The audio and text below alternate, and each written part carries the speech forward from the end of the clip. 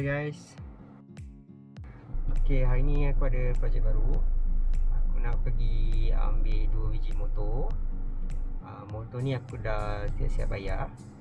So hari ni plan dia nak pergi tukar nama. Okay, akan buat projek motor. So jangan tak tengok guys. Kita akan mula. Aku ada ambil 2 biji motor. So aku akan buat satu motor dulu untuk restore. Okay guys, tanpa melengahkan masa, jom follow aku.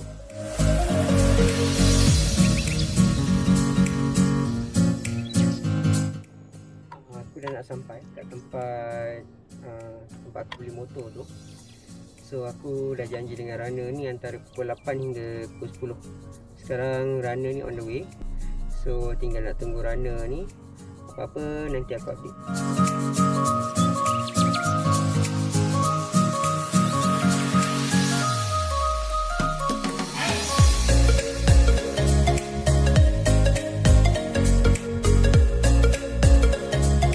So guys, ini adalah proses tukar nama.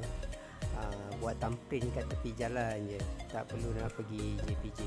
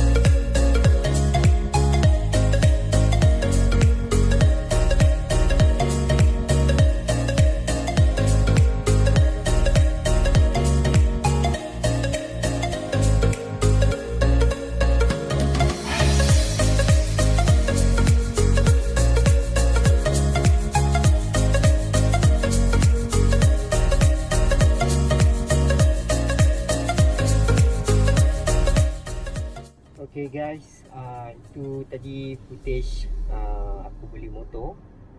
So nantikan video aku restore motor tu. Korang tunggulah, nanti video tu akan keluar.